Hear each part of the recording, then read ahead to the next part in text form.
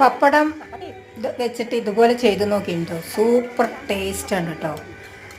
വേറൊന്നുമല്ല, അതുപോലെ മുറിച്ച് നമ്മുടെ എങ്ങനെ ഷേപ്പ് വേണമെങ്കിലും മുറിക്കാം.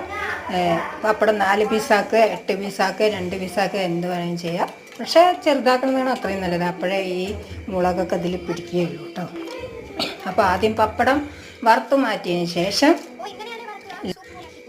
മുളക് പൊടി ഇട്ട് ഒന്ന് മൂപ്പിച്ചെടുത്തതിന് ശേഷം ഈ വറുത്ത് വെച്ച പപ്പടങ്ങളെല്ലാം അതിലിട്ട് മുങ്ങി കുളിച്ച് മുളകെല്ലാം പിടിച്ച് വരുമ്പോൾ നല്ല ഒരടിപൊളി ടേസ്റ്റാട്ടോ.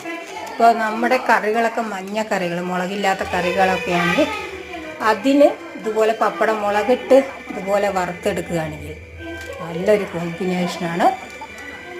അറിയാത്തവരൊക്കെ ഒന്ന്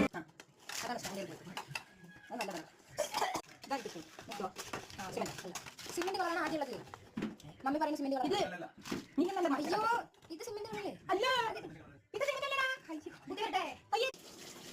സൂപ്പർ. നമ്മൾ നോക്കാൻ പോകുന്നത് എങ്ങനെയാണ് പപ്പടം ഇങ്ങനെ ചെയ്തിട്ടുള്ളത്.